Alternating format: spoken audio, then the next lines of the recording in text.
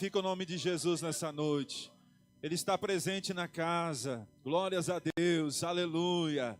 Exalte o nome dele, levanta a tua voz e glorifica o nome de Jesus, porque ele merece toda a honra, toda a glória, todo louvor, toda adoração. Ele é o único digno, merecedor de receber a honra, a glória. Aleluia. Nós não estamos adorando um Deus morto, nós estamos adorando aquele que vive, aquele que reina para sempre. Ele está sentado à destra do Pai. Aleluia, ele está presente aqui através do seu Espírito Santo nesta noite, aleluia. Então adore, porque você não veio ao velório, aleluia. Naquele domingo de manhã, quando procuraram ele no sepulcro, não o encontraram, aleluia. E o anjo disse: porque procuram entre os mortos aquele que está vivo? Nós estamos adorando aquele que vive e reina para sempre, aquele que tem no controle, aleluia, da tua vida, da tua história, aleluia. Então exalte a ele nesta noite. Ele é digno, digno, digno, aleluia. Oh, glória a Deus, aleluia, aleluia. Pra te adorar, ó Rei dos Reis, foi que eu nasci, ó Rei. Meu prazer é ti. Meu prazer é esse, nos átrios do Senhor. Meu prazer é na casa onde flui. Você pode dar um aplauso bem forte para ele? Bem forte para ele. Glória a Deus. Sente, meus amados, que Deus os abençoe em nome de Jesus. Glória a Deus. Graça e paz a todos, amém? Glórias a Deus. Uma alegria estar aqui juntamente dos irmãos, da nossa família da fé, aqui de Canela. Glórias a Deus, junto com o pastor Emerson, com a pastora Débora. Também hoje, pastor Cleuter. A pastora Fran também está conosco, Ana Lu, pastora Vanessa. Viemos aí para receber de Deus também, em nome de Jesus, né? Mas fomos incumbidos dessa missão também de trazer a palavra de Deus, e sempre é uma responsabilidade muito grande. Qual é o título desta campanha que está sendo feita aqui, dessa bênção nesses 3 dias? 3 dias de vitória pelo sangue de Jesus. Amém? Glórias a Deus. Eu desde pequeno aprendi com meu pai sempre a orar todas as noites: Jesus, me cobre com teu sangue. Eu vi vários testemunhos e desde pequeno, né, eu oro assim todas as noites. Eu peço: Jesus, me cobre com teu sangue, porque há poder no sangue de Jesus. Amém? 3 dias de vitória pelo sangue de Jesus. Eu quero compartilhar nesta noite de uma palavra. Eu quero falar sobre as 7 declarações de Jesus na cruz do Calvário. Com certeza aqui você já ouviu pelo menos alguma destas declarações. Mas para que a gente possa entender, eu gostaria de fazer uma breve introdução da palavra antes de nós lermos aqui os textos que nós vamos abordar em nome de Jesus. Mas para que você entenda, era uma quinta-feira, Jesus estava no cenáculo, estava comendo a Páscoa com seus discípulos. Havia o cordeiro assado, havia as ervas amargas, havia os pães asmos, havia o vinho. Cada um deles simbolizava algo. Nós sabemos que a Páscoa significa passagem. Foi aquele momento onde o anjo da morte passou sobre o Egito e as casas que não estavam marcadas pelo sangue do cordeiro. Houve a morte dos primogênitos, e ali o povo de Israel, obedecendo a ordem de Deus, estava se preparando para sair daquele lugar de servidão, daquele lugar de escravidão, e partir para uma terra, a terra da promessa, a terra de Canaã, a terra que emana leite e mel. Diga glórias a Deus. Desde aí foi instituída a Páscoa, né? Todo ano é celebrada a Páscoa, né? Como memória daquele dia, daquele momento marcante na história do povo de Israel, onde Deus os libertou, os livrou daquela vida de servidão. Era uma quinta-feira à noite, Jesus estava ali com os discípulos no cenáculo, e de repente Jesus está sentado à mesa comendo, Jesus se levanta. Há uma discussão entre os discípulos ali, quem é o menor, quem é o maior. Então Jesus, ele vai nos trazer algumas lições, e dentre elas ele vai nos ensinar sobre as vestes, as roupas da humildade, onde Jesus, ele pega uma bacia, ele coloca água e ele vai lavar os pés dos discípulos. Pedro não estava entendendo isso, questionou Jesus: não, mas mestre, o Senhor não pode lavar os meus pés. Jesus disse: se eu não lavar os teus pés, tu não tem parte comigo, Pedro. Então Pedro prontamente disse para Jesus: então não lava só os pés, lava o corpo inteiro, mestre, porque ele queria esta comunhão com Jesus. Foi naquela quinta-feira à noite que Jesus, então, ele é levado, ou ele vai até o Getsemane, e ali no Getsemane nós encontramos choro, nós encontramos ali um dos momentos mais terríveis da vida terrena de Jesus aqui, aonde Jesus enfrentou uma agonia tão grande que o evangelista Lucas, ele descreve que Jesus suou gotas de sangue. Lucas era médico, sabia do que estava falando. Para você suar gotas de sangue, você tem que estar num nível muito profundo, muito alto de estresse. Imagina comigo a aflição que Jesus estava, porque Jesus, ele viu um filme na sua frente, de tudo que ele passaria a partir daquele momento. Já não bastasse a rejeição do seu próprio povo, mas Jesus, ele viu o que estava à sua frente. Então ele suou gotas de sangue, houve choro, houve submissão ali no Getsemane, porque foi no Getsemane que ele disse: Pai, se possível, passa de mim esse cálice, mas todavia seja feita a tua vontade e não a minha. Ele se submeteu à vontade do Pai. Foi no Getsemane que ele foi consolado pelo Pai, diga glórias a Deus. Foi nessa quinta-feira que Jesus, então, ele é levado já ao Sinédrio, e ali há testemunhas falsas, há pessoas que são pagas ali. O Sinédrio era composto por um número aproximadamente 75 homens, e ali Jesus foi acusado de pelo menos duas coisas, né, de crimes que eram pesados para a época. O primeiro, ele foi acusado injustamente de blasfemar contra Deus. O segundo é que ele estava conspirando contra César. Então ali ele é acusado injustamente desses crimes graves. Ele é levado ao pretório romano, aonde quem governa é Pilatos, a casa de Pilatos, né? Quando ele não estava em Cesareia, estava ali, mas ali houve uma condenação injusta, porque o juiz que vai julgá-lo, Pilatos, ele tem consciência, ele é convencido da inocência de Jesus, mas por um ato, né, de conveniência, ele prefere, para agradar o povo, ele prefere sentenciar Jesus à morte, e morte de cruz. Jesus, eu estava meditando ainda ontem pela manhã, Jesus, apesar de ele ter ido para a cruz, né, Jesus não foi para a cruz porque Pilatos o sentenciou. Jesus não foi para a cruz porque no Sinédrio, né, através de Caifás, ele foi condenado, ele foi julgado. Jesus não foi para a cruz porque Herodes, mesmo tendo todo o poder e domínio sobre Israel naqueles dias, também não, né, o declarou inocente, o livrou daquela cena horrorosa.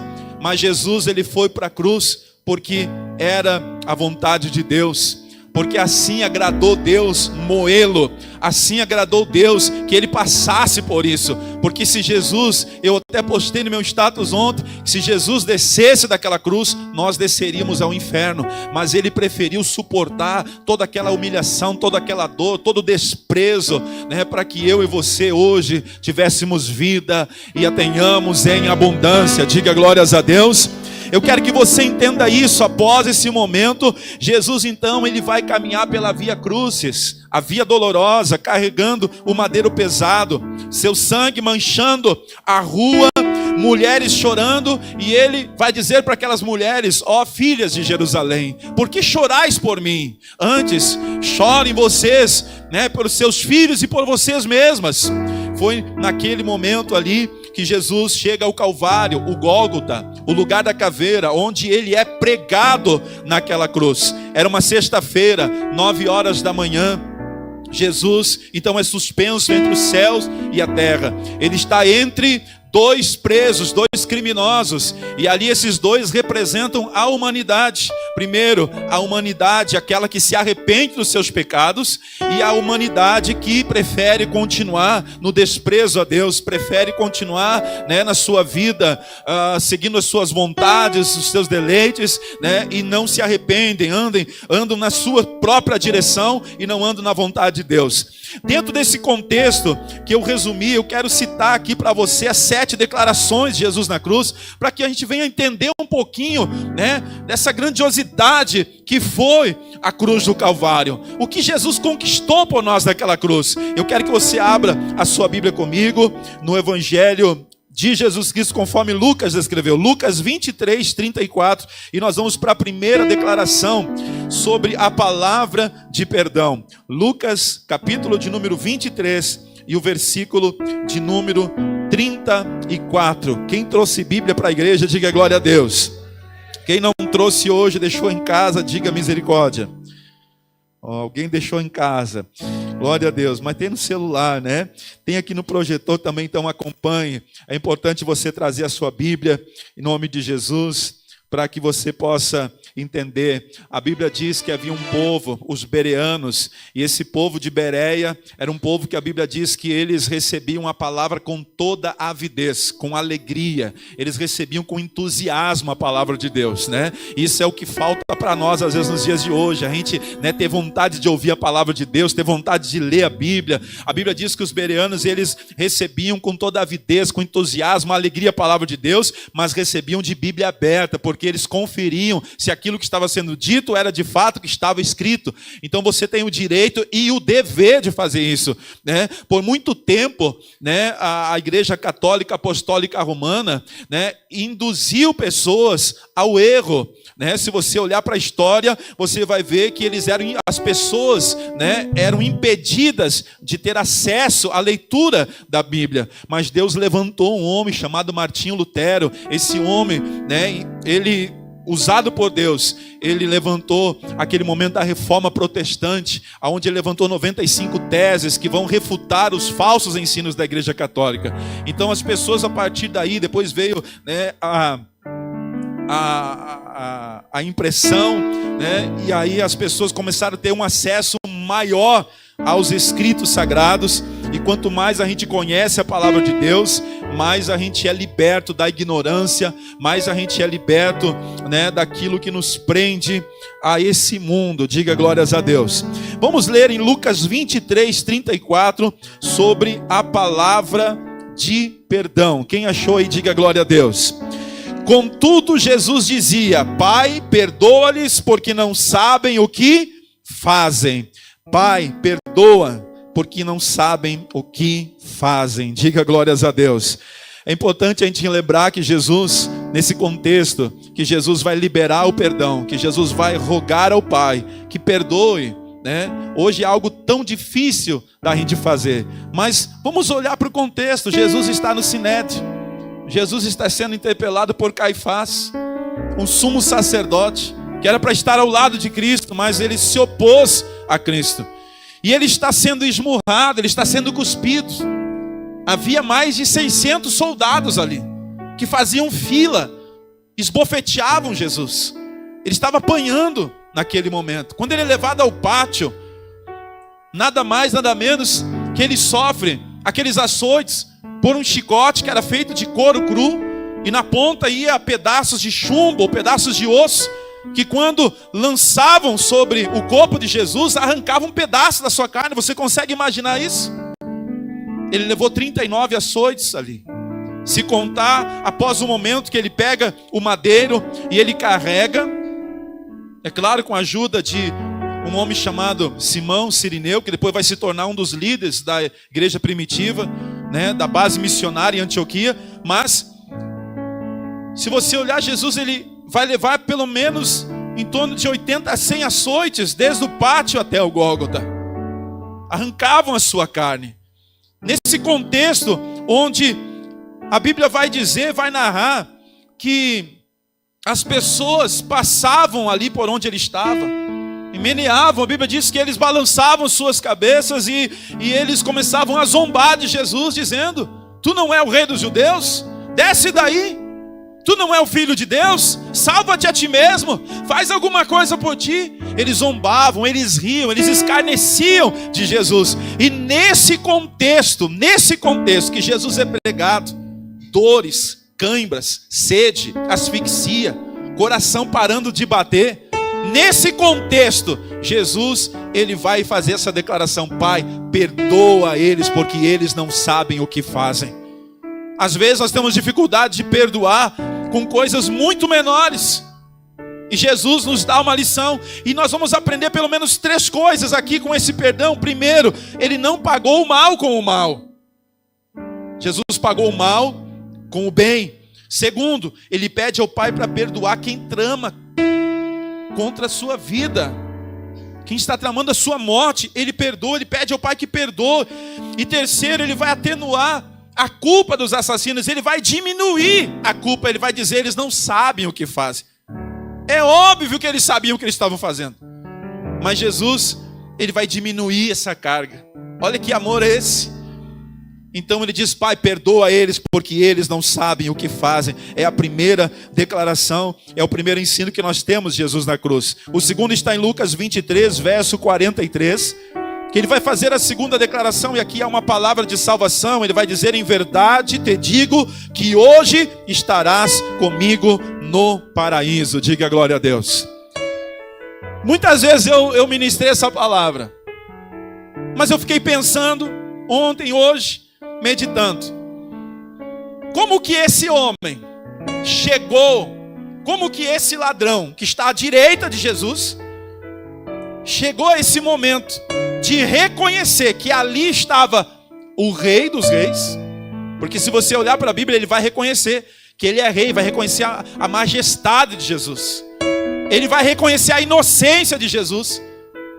O que aconteceu naquele momento para aquele ladrão olhar para Jesus e olhar para si e dizer: nós merecemos? Ele diz para o outro ladrão que está ao outro lado: nós merecemos estar aqui, merecemos a morte, mas ele é inocente, ele não merece isso.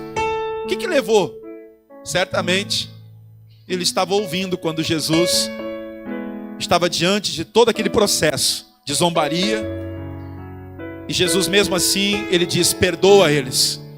Quando ele vê aquele amor, ele vê que ali está a exata expressão de amor do Pai. Ele vê que o amor em pessoa está ali na cruz, amando, né, se derramando. Naquele momento, ele é envolvido por esse amor que o constrange e que faz ele reconhecer que ele é pecador, mas quem está ali é inocente. Então Jesus, ele vai fazer essa declaração: hoje estarás comigo no paraíso. Diga glórias a Deus. E aqui há 3 aspectos da salvação. Primeiro, a salvação é pela graça. Diga comigo: é pela graça. Diga: pela graça. A Bíblia diz que somos salvos pela graça, o favor imerecido de Deus. Não somos salvos por obras. Ninguém é salvo porque é bonzinho. Nós somos maus. Somos maus por natureza. Davi disse, né? Eu nasci na iniquidade. Somos maus por natureza. Então a salvação é pela graça. Não é porque nós fazemos coisas boas. Não é porque eu sou bispo, porque eu sou pastor, porque eu prego, porque você limpa a igreja, porque você pratica boas obras, que você é salvo. Não. Nós somos salvos pela graça, pelo favor que nós não merecemos. Um homem que já partiu com Jesus, Billy Graham, em uma de suas mensagens, ele diz que nós merecíamos o inferno. Nós merecíamos o inferno. Mas ele cancelou o escrito de dívida que era contra nós, que constava de ordenanças, que era prejudicial, e ele nos deu vida junto a ele. Diga glória a Deus. Então nós somos salvos pela graça. Segundo, a salvação é dádiva de Deus imediata. A salvação é imediata. É imediata. Basta você crer. Basta você hoje, se você ainda não aceitou Jesus, basta você reconhecer, se arrepender dos seus pecados. E arrependimento não quer dizer que você tem que chorar necessariamente. Se for movido pelo Espírito Santo, amém, glória a Deus. Mas basta você decidir, você reconhecer: eu estou errado e eu preciso andar na direção de Deus. Então a partir de hoje eu vou andar na direção de Deus. E você vai dizer: eis-me aqui, Jesus, eu te aceito como Senhor e como Salvador meu. Então você é salvo, você recebe a salvação ali naquele momento. E é claro, aí vem um processo de você guardar aquilo que você tem em nome de Jesus. Mas a salvação é uma dádiva de Deus imediata. Terceiro aspecto da salvação: salvação é estar com Cristo e estar em Cristo. Ele disse para aquele ladrão: hoje mesmo estarás comigo. Não basta estar na igreja, tem que estar em Cristo. Não basta ser crente batizado nas águas, tem que estar em Cristo. E isso só você sabe se você está ou se você não está. Diga glórias a Deus. Terceira declaração, João 19, 26 e 27. Glórias a Deus. Vamos lá. Quem está entendendo aqui, diga glória a Deus. João 19, 26 e 27. Quem achou, diga glória a Deus. Olha aí, João 19, 26. Vendo Jesus sua mãe, e junto a ela o discípulo amado, disse: mulher, eis aí teu filho. Depois disse ao discípulo: eis aí tua mãe. Dessa hora em diante, o discípulo a tomou para casa. Diga glória a Deus. É a terceira declaração, é a palavra de cuidado. A palavra de cuidado. Quem era João? João era irmão de Tiago, que lá no início, quando é chamado por Jesus para ser um dos discípulos, ele é chamado por Jesus de Boanerges, junto com seu irmão Tiago, filhos do trovão. Provavelmente pelo seu temperamento explosivo. A prova disso está na Bíblia. Uma das vezes que ele teve esse temperamento, que os dois tiveram esse temperamento explosivo, foi quando Jesus estava passando com os discípulos por uma aldeia de samaritanos. E ali, eles olham para Jesus e eles vão dizer: mestre, vamos rogar a Deus que mande fogo do céu e consuma os samaritanos. E eles foram exortados por Jesus. Então eles tinham um temperamento explosivo. Mas esse mesmo João, que é chamado de filho do trovão, lá no final do Evangelho de João, ele é conhecido por todos os discípulos. E ele é chamado por Jesus de o discípulo amado. É o discípulo mais próximo. É o discípulo que foi, transformado por Jesus. O relacionamento com Jesus. E quanto mais próximo de Jesus, porque ele é amor. A Bíblia diz que Deus é amor. Então, aquele que está mais próximo, e a prova disso é que ele era aquele que estava com a cabeça reclinada ao peito de Jesus na última ceia. Era o discípulo mais próximo. É o discípulo do amor. Quanto mais você se envolve com ele, mais você vai ter desse amor. Diga glórias a Deus. Então ele é chamado do discípulo amado. Agora, vamos lembrar de uma coisa. Primeiro, José estava morto naquele momento. Os irmãos de Jesus, Tiago, Judas, José e Simão, que eram irmãos de Jesus, não acreditavam nele. Já pensou? Os próprios irmãos de Jesus. Não é os irmãos do bispo Isaías, não é os irmãos do pastor Hermes, não são os teus irmãos, os irmãos do mestre, os irmãos de sangue, não acreditavam nele. Nesse contexto, que José estava morto, Jesus diz para sua mãe, ali pregado na cruz: mulher, eis aí o teu filho. E ele diz: homem, eis aí a tua mãe. Daquele momento em diante, João tomou conta de Maria. A história, a tradição judaica vai contar que João, ele vai assumir a igreja em Éfeso. Maria vai morar em Éfeso e ela é cuidada por João até os últimos dias da sua vida. E o que a gente aprende aqui? Que mesmo Jesus estando lá na cruz, ele foi um bom filho. E ele estava preocupado com quem iria cuidar da sua mãe. Você que tem o seu pai ou sua mãe vivo, se preocupe com isso. Porque muitas vezes o pai, a mãe, dá vida pelo filho. E depois o filho não tem um cuidado com o pai. Ame os teus pais. Se você tem os pais vivos, ame os teus pais. Não interessa se ele errou, se ele falhou. Ame, cuide, se preocupe com isso. se preocupe como eles estão, como eles vão ficar. Porque Jesus nos dá essa lição lá na cruz do Calvário. Uma palavra de cuidado. Diga glória a Deus.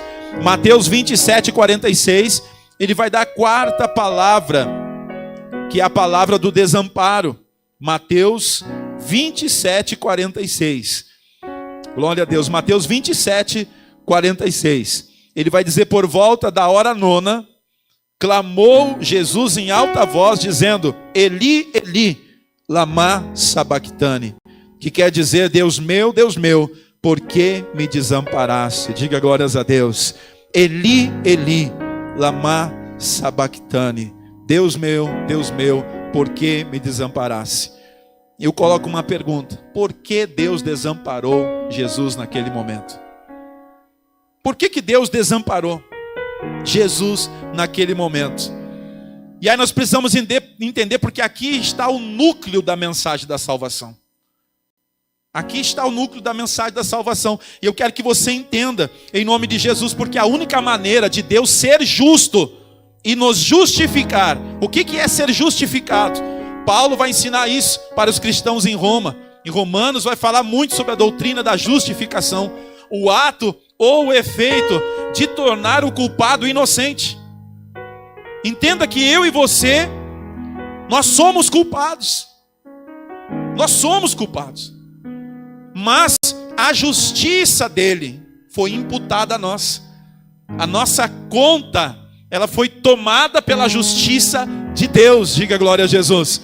Ele praticou justiça, porque ele era o único, era a única maneira de Deus justificar. Ele precisava encontrar um outro alguém, um substituto. Alguém que fosse fiador, um representante que pudesse sofrer o golpe da lei que dizia que o pecado gera morte, o salário do pecado é a morte. E Jesus era o único que poderia pagar essa dívida que eu e você jamais poderíamos pagar. Diga glórias a Deus. A morte de Jesus, eu sempre digo, ela não foi um martírio. A morte de Jesus, ela foi vicária. Ele se entregou por nós. Ele se entregou voluntariamente. Ele diz: ninguém me tira a vida. Ninguém pode tirar a vida dele. Ele deu a vida por nós. Ele se deu por nós. Quando nós olhamos, será que foi os romanos? Será que foram os judeus? Quem é que matou Jesus? Não. Ele se entregou por nós. Voluntariamente, diga glórias a Deus. A gente precisa entender isso, que a salvação ela é recebida de graça por nós. Basta você dizer: Jesus, eis-me aqui, eu me arrependo. É tão fácil, não é verdade, irmão? É tão fácil, para nós é tão fácil. Mas pensa comigo, olha o preço que custou para ele. O preço de sangue, um preço de Deus dar a vida do seu único filho por nós na cruz. Recebemos de graça, mas não foi de graça.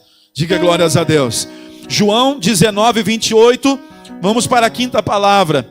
João 19, 28. Palavra da agonia. Palavra da agonia. João, capítulo 19, versículo de número 28. Depois, vendo Jesus que tudo estava consumado, para se cumprir a escritura, disse: tenho sede. Diga glórias a Deus. Tenho sede. Aqui Jesus vai revelar-se homem. Pensa comigo, irmão. Olha o que acontecia com a pessoa que era crucificada. Câimbras terríveis. Ossos desconjuntados. Sede. Sede em excesso. Asfixia. Coração parando de bater. Imagina comigo. Aquela cruz de espinhos de 3 centímetros. Cravaram no seu crânio. Não bastasse já todo o estresse e agonia que ele sentiu lá no Getsêmani. Todos os açoites que ele recebeu. Tanto lá no pretório romano, quanto na Via Cruz. O madeiro nos seus ombros, os pregos nas suas mãos, nos seus pés. Imagina tudo isso. E agora ele tem sede. E geralmente para estancar a dor, dava-se vinho para a pessoa.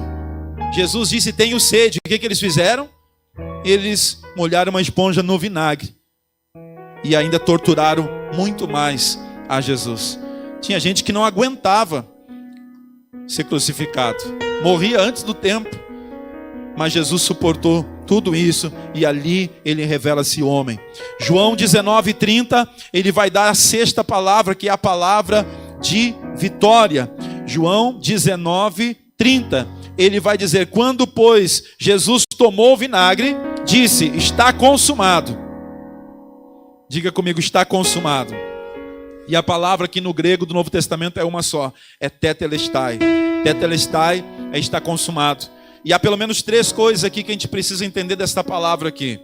Primeiro, esta palavra tetelestai, está consumado, era quando um filho, ao ser incumbido pelo seu pai de uma tarefa, ao realizar essa tarefa, ele deveria chegar ao seu pai e dizer: pai, tetelestai, pai, está consumado, está feito.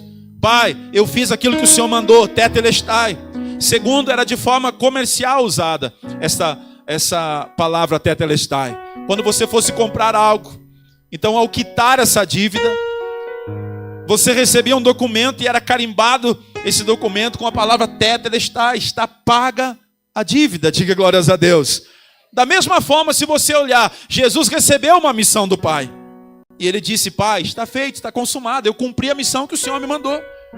Segundo, ele pagou a nossa dívida, ele comprou e pagou com seu próprio sangue. Diga glória a Deus. E a terceira vai dizer que era quando você comprava uma propriedade, e ao quitar essa propriedade, recebia-se uma escritura, e nessa escritura havia também um carimbo dizendo tetelestai. Então, a partir daquele momento, você poderia tomar posse daquele terreno e usufruir dele. Da mesma forma, a Bíblia vai dizer que Jesus, tendo cancelado o escrito de dívida que era contra nós, o qual constava de ordenança contra nós e era prejudicial, Jesus rasgou ele, Jesus cravou ele na cruz, né? Diga glórias a Deus. E naquele momento Jesus, ele comprou o céu para nós. Hoje nós podemos viver o reino de Deus porque Jesus comprou e ele já pagou isso. E a gente, quando não entende isso, a gente não consegue viver. A gente pode viver aqui, porque ele disse: o reino de Deus é chegado a vós. E quando alguém pergunta, questiona sobre o reino, ele diz: o reino de Deus está dentro de vocês. Então ele comprou, ele quitou. Há uma escritura, nós temos direito de viver nesse reino. Diga glória a Deus. Nós temos direito de viver nele. E a sétima declaração, para finalizar, Lucas 23:46, é a palavra de rendição. Eu finalizo aqui Lucas capítulo 23, versículo de número 46. É a sétima declaração de Jesus, para a gente finalizar.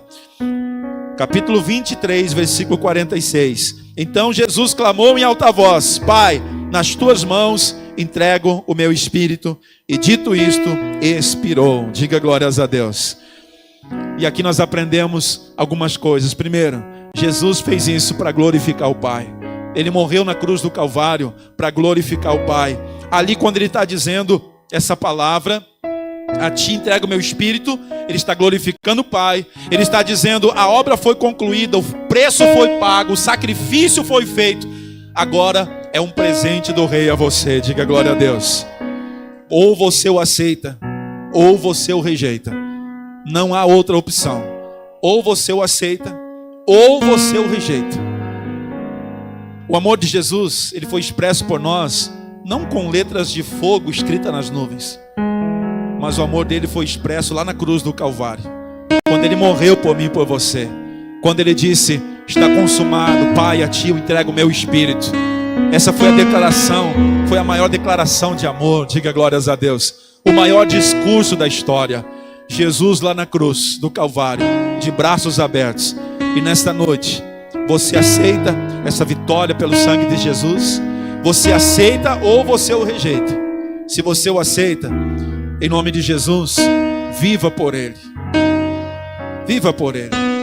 Morra por ele se preciso for. Honre a ele todos os dias da tua vida. Diga glória a Deus. Vamos ficar em pés em nome de Jesus. Vamos ficar em pés em nome de Jesus. Aleluia. Bendito é o nome do Senhor. Glória a Deus. Aleluia. Glória a Deus. Feche os teus olhos um instante em nome de Jesus. Aleluia. Glória a Deus. Bendito é o nome de Jesus. Aleluia. Glória a Deus. Aleluia. Bendito é o teu nome, Jesus. Aleluia. Você pode agradecer a Deus nessa noite. Você pode agradecer a Deus nessa noite, porque o preço já foi pago. Você pode agradecer a Deus nessa noite, aleluia, porque Ele nos ensinou mesmo lá na cruz, aleluia. E hoje mesmo, se tu ainda não aceitou, aceita Ele na tua vida. Aceita Ele na tua vida, porque não há outra opção. Ou você aceita ou você o rejeita. Se você diz assim, eu vou esperar um pouco mais, você está rejeitando. Não há outra opção. É só dois caminhos, é só duas portas. Ou você o aceita ou você não aceita. Ou você aceita isso que Ele fez, tudo que Ele passou, tudo que Ele suportou, toda a dor, toda a humilhação, toda a tortura, tudo isso foi por amor. Tudo isso foi porque Ele nos ama, em nome de Jesus. E está na hora de você decidir. Está na hora de você decidir. Ou você o aceita, ou você o rejeita. É sim, sim, e é não, não. Ou você reconhece, como aquele ladrão reconheceu, que somos pecadores, que somos falhos, que nós somos culpados, mas Ele é inocente. Mas quando nós nos arrependemos, Ele vai dizer, hoje mesmo Ele vai começar a andar contigo. Hoje mesmo Ele vai começar uma nova vida contigo, em nome de Jesus. Ele promete isso. Eis que estarei convosco todos os dias, até a consumação dos séculos. Ele diz, andar em novidade de vida. Ele diz, se alguém está em Cristo, nova criatura é. Então basta você decidir hoje que tudo se fará novo. As coisas velhas ficaram para trás, tudo se fará novo. Aleluia. Oh, glória a Deus. Receba Ele como teu Senhor. A Bíblia vai apresentar muito mais Ele como Senhor do que como Salvador. Ele é o Salvador, mas a Bíblia fala muito mais dele como Senhor. Senhor é dono. Ele é dono. Quando você fala meu Senhor, você está dizendo você é meu dono. E quando você pertence a alguém, você já não pode mais fazer o que você quer. Você já não pode mais praticar a tua vontade, porque você está dizendo, eu não pertenço a mim, eu pertenço a Ele, eu sou dele, então eu vivo para Ele, eu vivo por Ele, eu pertenço a Ele. A Bíblia diz que nós somos povo de propriedade exclusiva de Deus. A Bíblia diz que nós fomos comprados com o sangue de Jesus. Aleluia! Aleluia! Oh, glória a Deus! Será que você está entendendo isso? Aleluia! Aleluia! Deixa Ele mover sobre a tua vida. Deixa Ele tomar conta. Deixa Ele dominar o teu ser. Deixa Ele dominar a tua vida. Deixa Ele segurar na tua mão. Deixa Ele te carregar no colo. Em nome de Jesus, nessa noite, se arrependa dos pecados. Se arrependa de estar andando, contra a vontade de Deus. E se volte para Ele. Se volte para Ele, porque então Ele virá até você. Em nome de Jesus. Se humilha diante dele, em nome de Jesus Cristo. Aleluia! Aleluia! Oh, glória! Faça como aquele soldado romano, que quando a terra escureceu, aleluia, ali os seus olhos se abriram, aleluia. Que não seja preciso Deus ter que escurecer a vida de ninguém aqui, para que os nossos olhos se abram. Ele abriu os olhos e Ele disse que verdadeiramente Ele é o Filho de Deus. Esse homem é justo, esse homem é santo, aleluia. Oh, glória a Deus, aleluia. Reconheça Ele nessa noite, como aqueles dois homens que estavam a caminho de Emaús, aleluia. E Jesus entrou em sua casa e ao partir do pão, aleluia, os seus olhos se abrem. Então eles podem ver que o Salvador está com eles. O Senhor dos Senhores está ali. Aleluia. Oh, glória, glória a Deus. Oh, glória a Deus. Vai orando, vai adorando a Deus. Vai glorificando a Deus, porque esse título é muito forte. 3 dias de vitória pelo sangue de Jesus. Há poder, há poder, há poder nesse nome. Seu grande aleluia. Oh, monte.